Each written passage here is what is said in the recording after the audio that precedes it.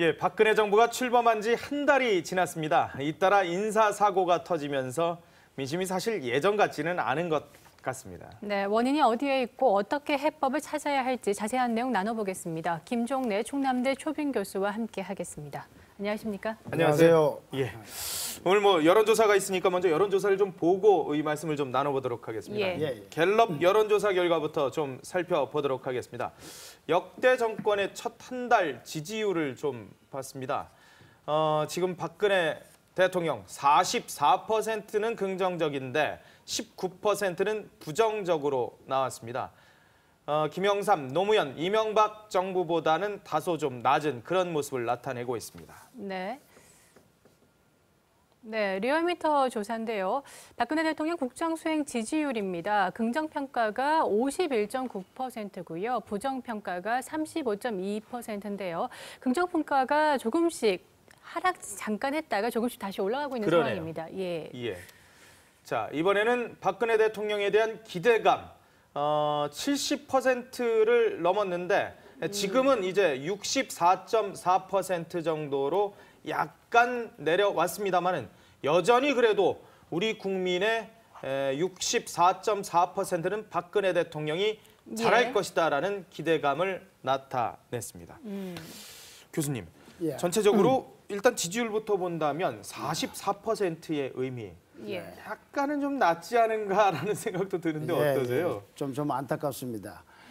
사실 다른 나라에서는 그 여성분이 국가 최고 지도자로 나온 지가 좀 오래됐습니다만 우리나라의 경우에는 통일 신라 시절에 진성여왕 다음 처음입니다. 그러니까 한 1130년 만에 여성분이 국가 최고 지도자로 지금 나온 것인 겁니다. 그것도 직접 투표로 뽑은 거죠. 그렇죠. 그래서 많은 기대가 있었는데 참 안타깝게도 한 달도 안 됐는데 44%밖에 안 됩니다. 이걸 이제 지난번에 그 대통령 선거 때의 지지율하고 비교하면 이거는 이제 여론조사고 그거는 투표장에 가서 투표하신 분들이기 때문에 단순 비교는 어렵습니다만 그때 박근혜 대통령께서는 52%의 지지를 얻었어요. 그랬죠. 그렇게 좀 이상한 얘기입니다만 단순 비교하자면 한 8%포인트가 좀 떨어졌다고 볼 수도 있고 그거를 유권자가 우리나라 유권자가 한 4천만이 넘습니다. 그렇죠. 이렇게 따지면은 한 200만 넘게 한 300만 이상이 이탈됐다고 볼 수가 있습니다. 그런데 한 달 동안의 수치가 그런 정도이고 거기서 우리는 다른 조사 결과를 또 주목해야 됩니다. 그게 바로 앞으로 잘할 것 같다라는 지지가 64.4%. 국정 수행 능력이요. 지금 출범한 이후에 인사 참사다 뭐다 정부조직법이 통과되느냐 안 되느냐는 이런 와중인데도 저만큼밖에 안 떨어졌고 그리고 앞으로 잘할 거라는 기대를 당초에 지지했던 52%보다도 훨씬 많게 지지하고 있다는 얘기는 우리가 여기서 몇 가지 원인을 잘 분석해서 이런만 좀 고치면 그 국가적으로 큰 성공을 하는 대통령이 될 수 있지 않을까. 여기서 박근혜 대통령이 성공한 정파 문제가 아닙니다. 대한민국의 문제입니다.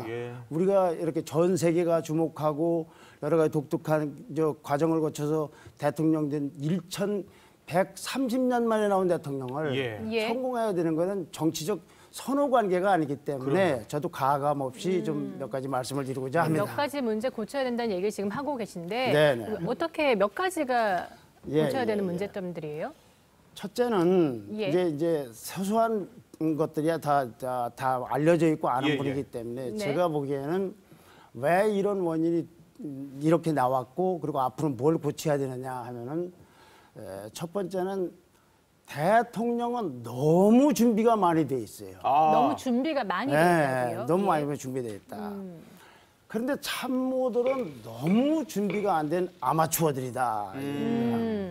자, 어찌 보면은 박근혜 대통령은 인간 문화재 같은 대통령입니다.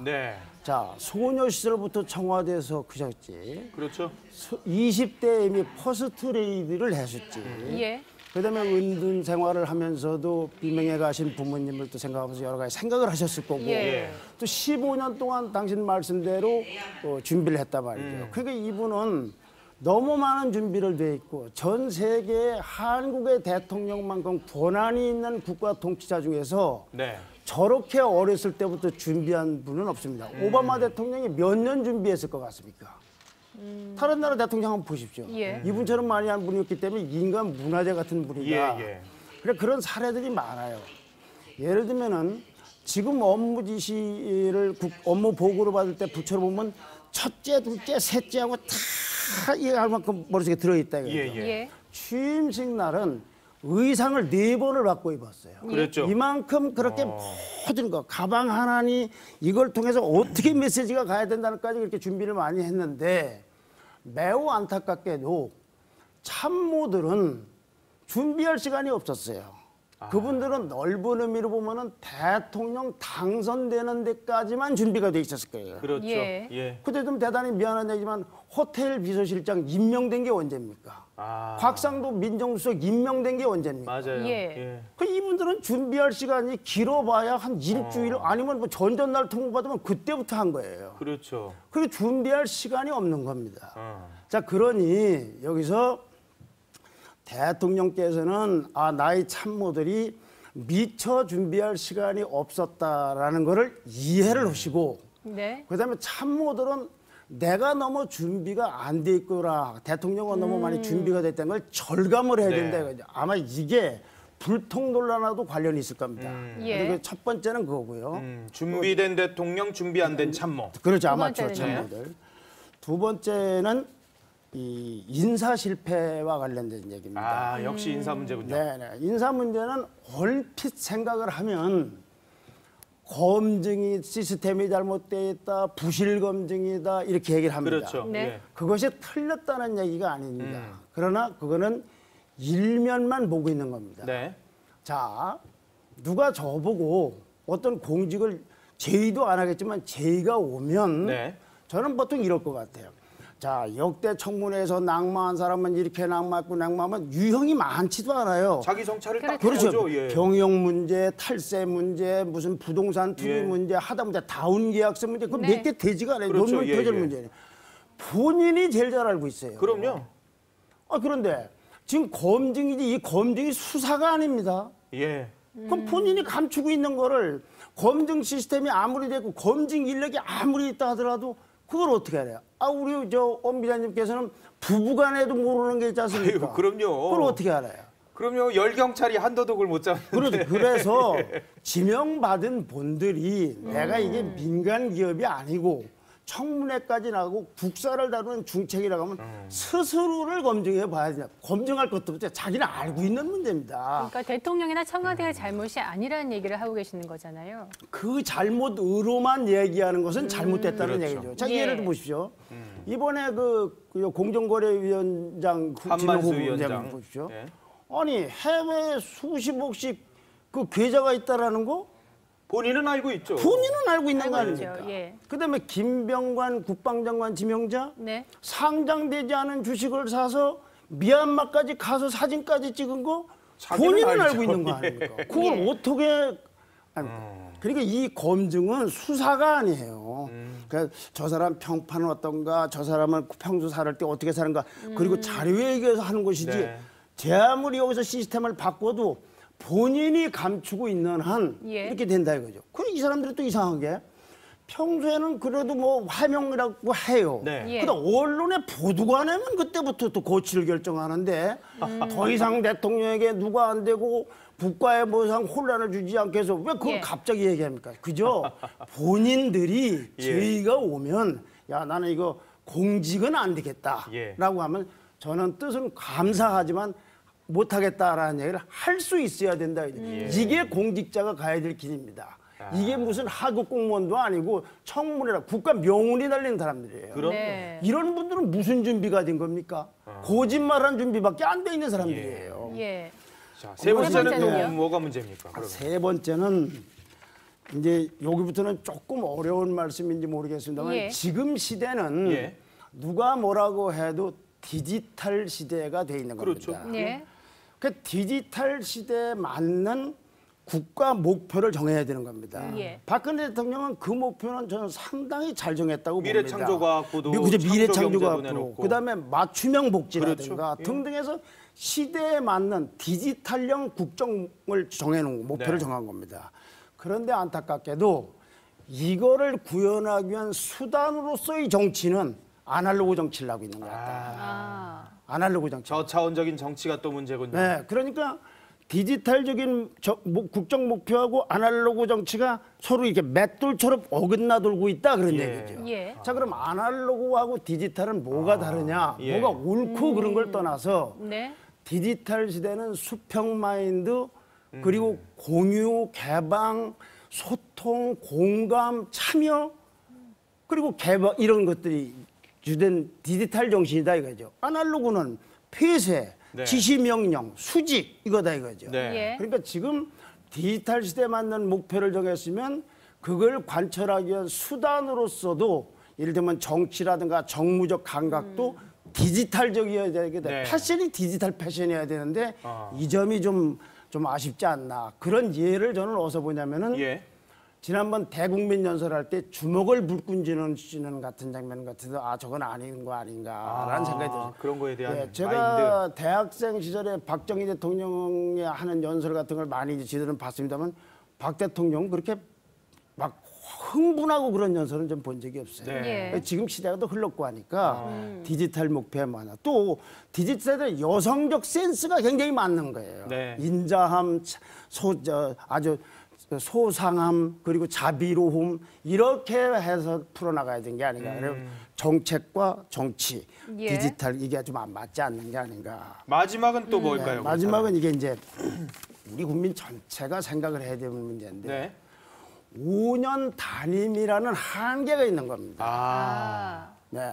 자, 어떤 사람은 영원히 집권할 목표로 왔던 사람도 있을 수 있고 네. 어떤 사람은 연임도 생각할 수 있지만 우리나라는 5년 단임이 헌법으로 정해져 있는 그렇죠. 겁니다. 그러면 5년 동안에 할 수 있는 일이 있어요.